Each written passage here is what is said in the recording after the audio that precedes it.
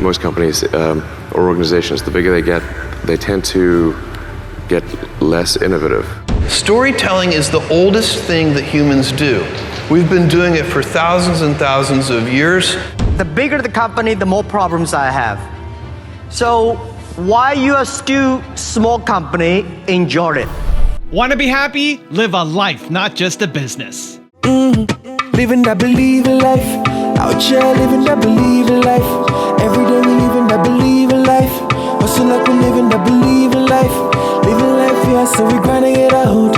Every single day we be grinding it out.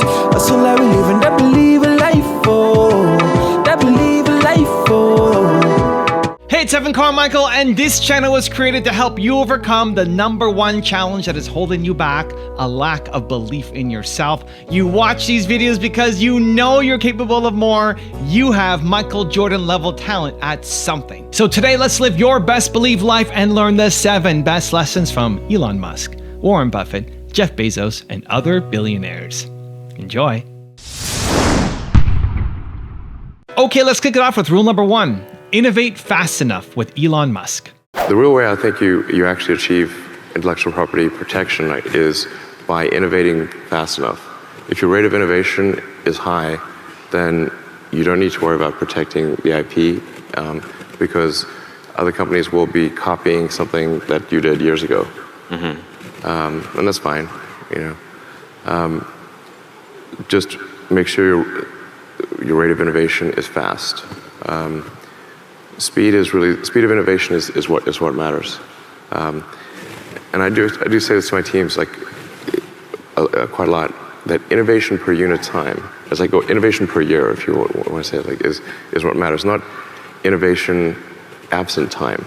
Because if you wanted to make, say, 100% improvement in something, and that took 100 years or 1 year, that's radically different. So it's like, what is your rate of innovation? That matters. And is the rate of innovation, is that accelerating or decelerating? And a weird thing happens when companies get big is that most companies or organizations, the bigger they get, they tend to get less innovative. Not just less innovative on a per person basis, but less innovative in the absolute. And I think this is probably because the incentive structure is not there for innovation. It's not enough to use words to encourage innovation. The incentive structure must be aligned with that. That's fundamental.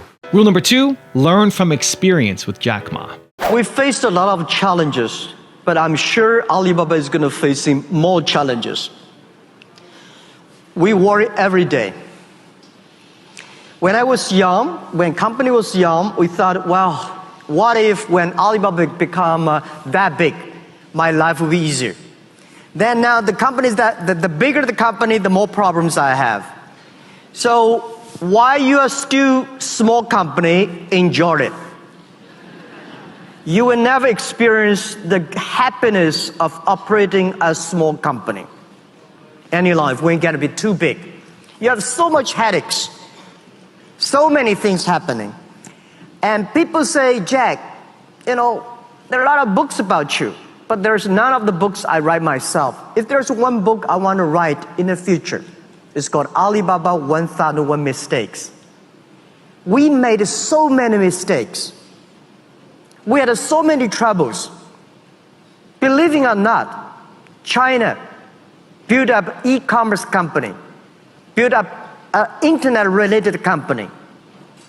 No internet connection at that time, no credit cards, no delivery system. So we make problems all the time. It's not easy, but we tell ourselves, we will be successful until we make 10,000 mistakes. We will be successful if we survive in any crisis. So when crisis came, we know it's a challenge. Everybody start to be united. We solve the challenge, then we complain each other. Before we solve the problem of the crisis, we should not complain.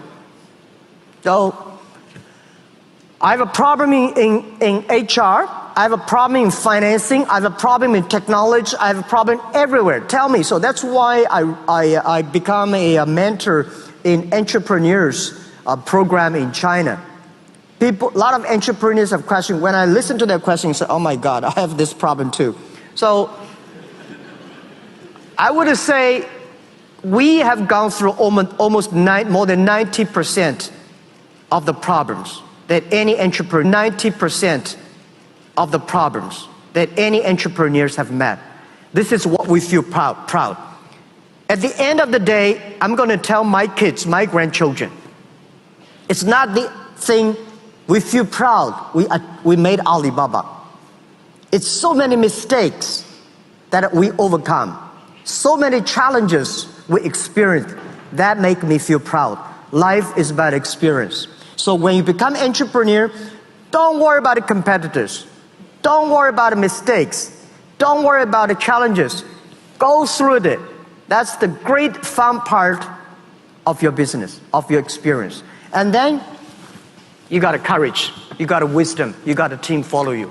Rule number 3, swing for the fences with Bill Gates. I feel like you always seem to swing for the fences in general. It's just sort of a new way of framing it. But I have to ask, if you are swinging for the fences, what if you miss? Well, hopefully you get more than one swing. Is that fair?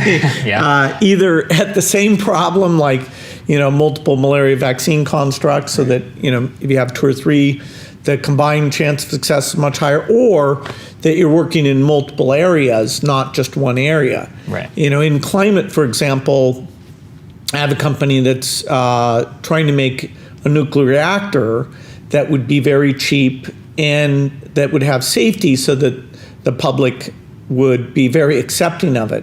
Yeah. Now, even I realize that's high risk, less than 50% chance all that comes together. And yet, if it did, and the only reason I'm involved is it would really help with climate, let us generate electricity without any greenhouse gases. Rule number 4, stay grounded with Oprah Winfrey. My life is fueled by my being. Yep. And the being fuels the doing. So I come from a centered place. I come from a focused place. I come from compassion. It's just my nature. I come from a willingness to understand and to be understood. Right. And I come from wanting to connect. I mean, the secret of that show for 25 years is that people could see themselves in me.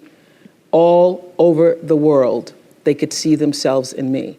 And even as I became more and more financially successful, which was a big surprise to me, I was like, oh my God, this is so exciting.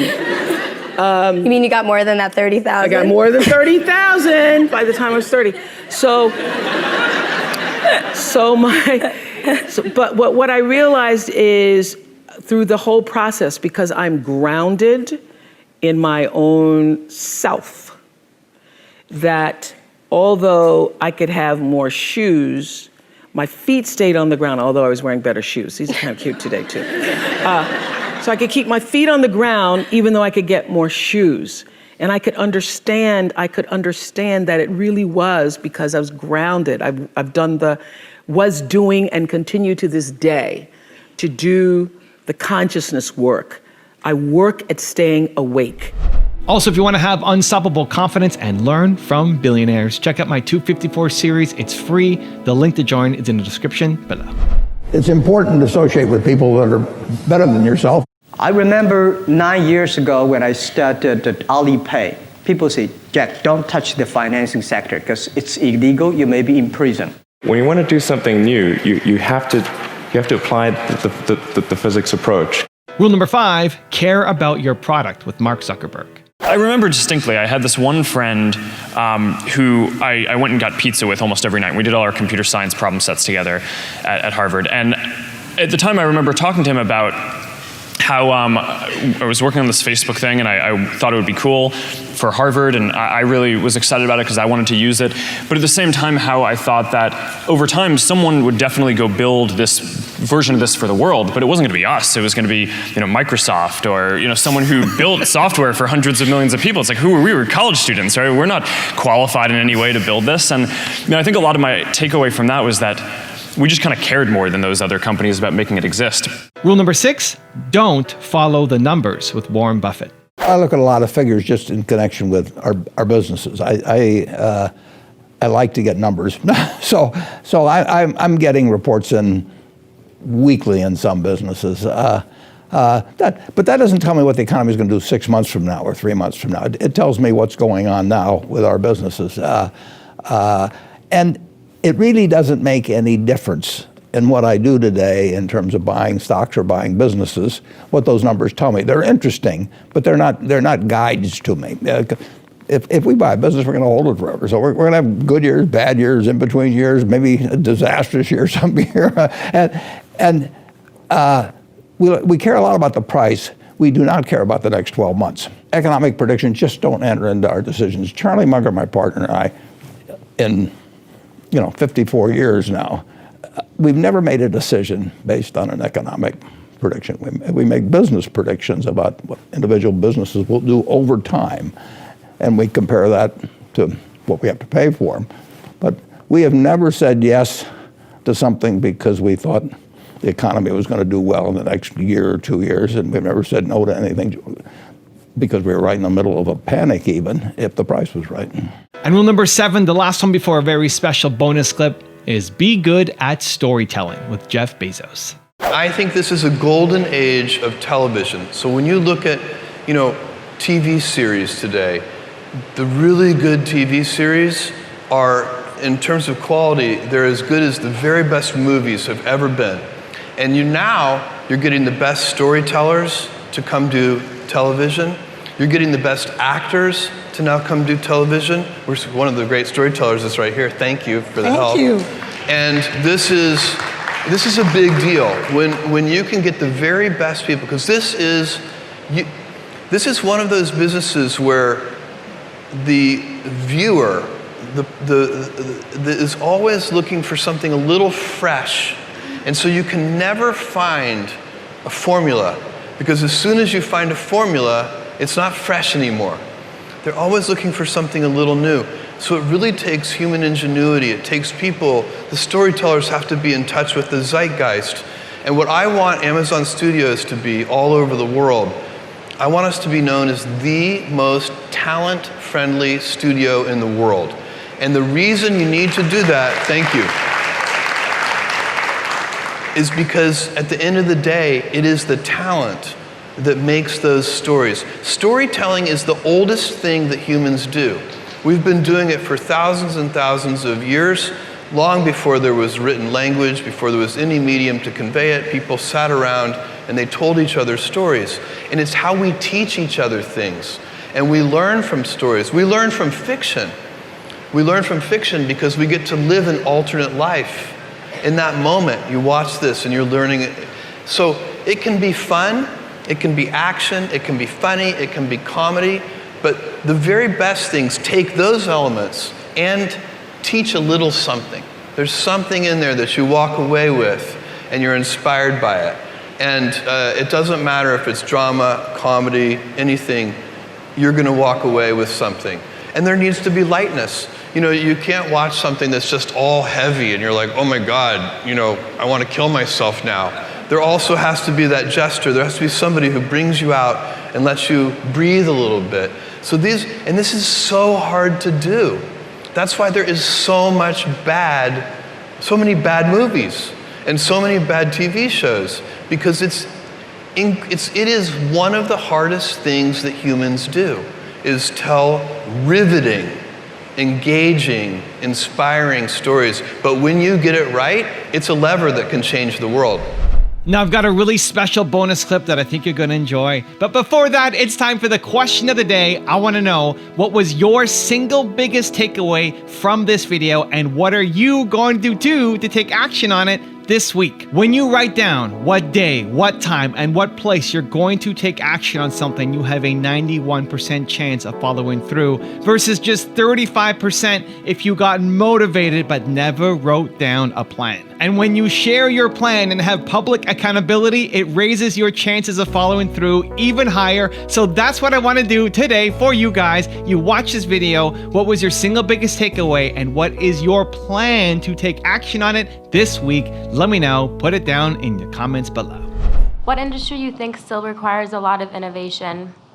All of them. Seriously. I mean, look, one of my dad's favorite sayings was, you don't live in the world you were born into. Everything changes all the time. And you know what's better than change? Creating change. And so whenever I see something that's done the way it's always been done, you know, like when I got to the NBA, you know, my whole goal was just to F things up, right? Because everything was done the exact same way. They thought they were in the business of basketball. For 50 years, they thought they were in the basketball business. No.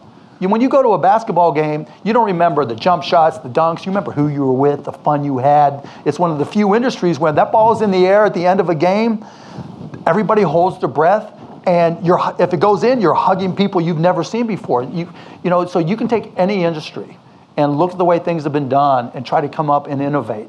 And, you know, and like I said, with just the nature of capitalism right now, and all the changes that are required, every industry needs change, and there's a unique opportunity that I don't think any generation's ever seen.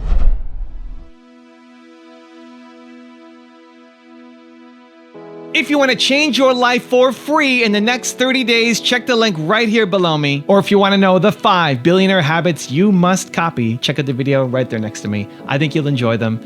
Continue to believe, and I'll see you there.